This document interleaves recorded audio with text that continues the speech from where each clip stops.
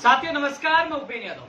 साथियों आज अधीनस्थ बोर्ड के चेयरमैन से मुलाकात हुई बोर्ड की विभिन्न भर्तियों को लेकर। आप देखे होंगे पहले अजमेर में मुलाकात, उससे पहले चिकित्सा विभाग के अधिकारियों से मुलाकात और कल माननीय मुख्यमंत्री जी के प्रमुख सचिव कुलदीप लाकाजी और स्पेशल सेक्रेटरी आरती मैम से मुलाकात। लगातार भर्तियों को लेकर मैं पूरा प्रयास कर रहा हूँ। कोरोना काल चला, लेकिन जो बेरोजगारों की जो मानसिक स्थिति जो है, अवसाद की जो स्थिति है, उनको देखते हुए क्योंकि लगातार कॉल और मैसेज आते हैं, तो मैं कोशिश करता हूं कि मेरे बेरोजगार के चेहरे पर खुशी आए, उनको राहत मिले, उनके सपने साकार हो। प्रयास मैं निरंतर कर रहा हूं। आज उसी कड़ी में चेयरमैन हरिप्रसाद जी से मुलाकात की, क्योंकि पटवारी एक सबसे बड़ी भर्ती है जिसमें 13,49,000 लोगों ने आवेदन किया है। इसके लिए लगातार आवाज उठी थी, इसकी परीक्षा तिथि की घोषणा की जाए। चेयरमैन साहब ने कहा कि मैं आज ही रजिस्ट्रार साहब को फोन कर रहा हूं, रेवेन्यू बोर्ड में इसकी संशोधित अभ्यर्थना आनी है, उसके बाद फॉर्म रीओपन होंगे और फिर परीक्षा तिथि की घोषणा होगी। साथियों उन्होंने कहा कि रेवेन्यू बोर्ड के जो रजिस्ट्रार से बात करके वो जल्द से जल्द उसकी संशोधित अभ्यर्थना मंगवा रहे, उसके बाद फॉर्म रीओपन किए जाएंगे।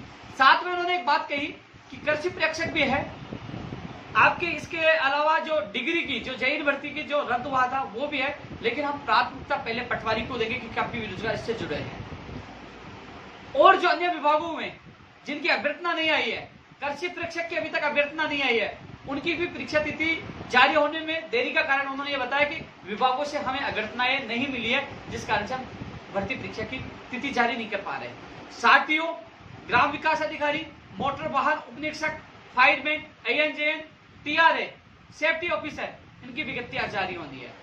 उन्होंने कहा कि कार्य विभाग से हम लगातार इस संबंध में दिशा निर्देश मांग रहे हैं, क्योंकि जो जैन भर्ती जो डिग्री वाला जो पेपर रद्द हुआ था उसमें कार्य विभाग से मांगा गया है कि इसमें EWS का लाभ दिया जाए कि नहीं दिया जाए, क्योंकि ये भर्ती पुरानी है, लगभग आधी पूरी हो चुकी थी। भर्ती परीक्षा पेपर रद्द किया गया था, तो इसमें लागू होगा नहीं होगा, वहां से लीगल ओपिनियन आनी बाकी है। इस कारण से हम तय नहीं कर पा रहे उसकी एग्जाम कब होगी, वहां से लीगल ओपिनियन आते ही उसकी परीक्षा तिथि भी तय की जाएगी।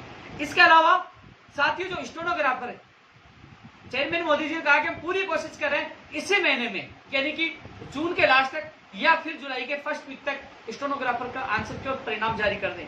इसके अलावा ECG का जो मामला था, ECG का मामले में जो उनका प्रतिनिधि मंडल राहुल दुबे मेरे साथ था, हमने बात रखी।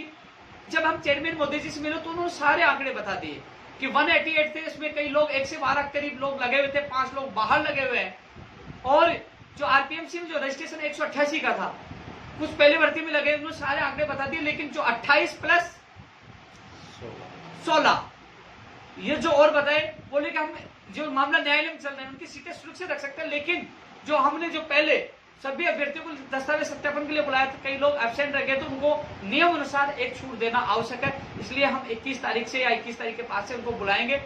हमने कहा साहब बहुत लेट हो जाएगी, लेकिन उन्होंने बताया कि मैं चाहता हूं ये भर्ती साफ सुथरी हो, कोर्ट में नहीं उलझे, क्योंकि जैसे ही मैं फाइनल परिणाम निकालकर इनको नियुक्ति प्रक्रिया की अभिशंसा करूंगा, नियुक्ति होगी, तो लोग कोर्ट में अटका देंगे, हमें मौका नहीं दिया।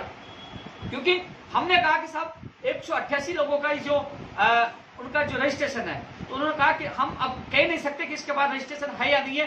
जब दस्तावेज आएंगे हम चेक करेंगे, और जब हम कारण बताएंगे इतने लोगों को निरस्त किया गया किस कारण से, क्योंकि जब वो कोर्ट में चले भी जाएंगे तो हम कह सकते हैं इन लोगों को हमने मौका दिया था और ये लोग नहीं आए, इसलिए इनको बाहर किया गया और इन लोगों का चयन किया गया। ऐसे में भर्ती कोर्ट में नहीं अटके, इसलिए हम थोड़ा समय लग रहा है, लेकिन उन्होंने विश्वास दिलाया कि इस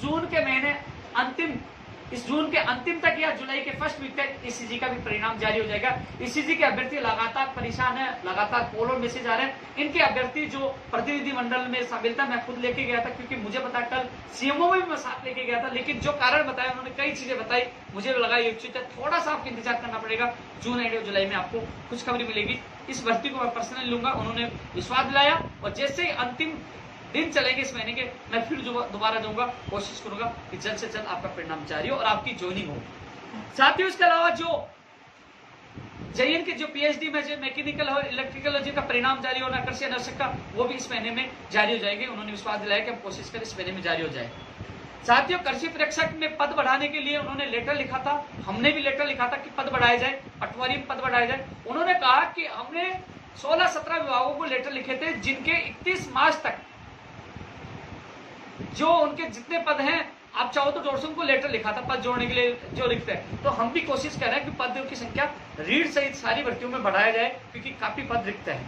साथियों, इसके अलावा जो रेडियोग्राफर है, जो मैंने बताया 520 जो 30 साल तक रजिस्ट्रेशन जिनका है वो है।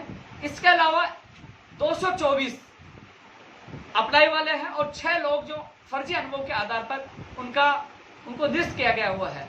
अब साथियों, कल इस भर्ती को लेकर, लैब टेक्नीशियन भर्ती को लेकर जो माननीय मुख्यमंत्री जी के जो प्रमुख सचिव है कुलदीप नाका जी से भी कॉल करवाया था कि जल्द से जल्द इस भर्ती को पूरा किया जाए। इसमें विभाग अब एक्टिव है, जल्द ही बड़ा निर्णय होगा। कोशिश है कि जल्द से जल्द ये भर्ती प्रक्रिया पूरी हो, अभ्यर्थियों को नियुक्ति मिले।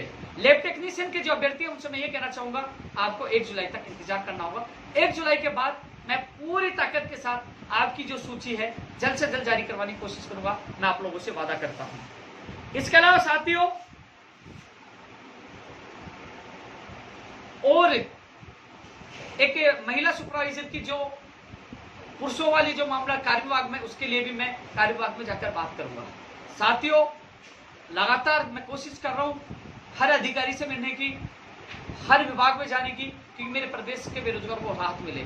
क्योंकि जेईई डिग्री के परीक्षा को लेकर, तिथि को लेकर लगातार कॉल आ रहे थे, पटवारी को लेकर आ रहा था। दोस्तों प्रयास किया, तभी तो उन्होंने रजिस्ट्रार साहब को फोन किया, वहां से जल्द अभ्यर्थना है कि मैं कोशिश कर रहा हूं।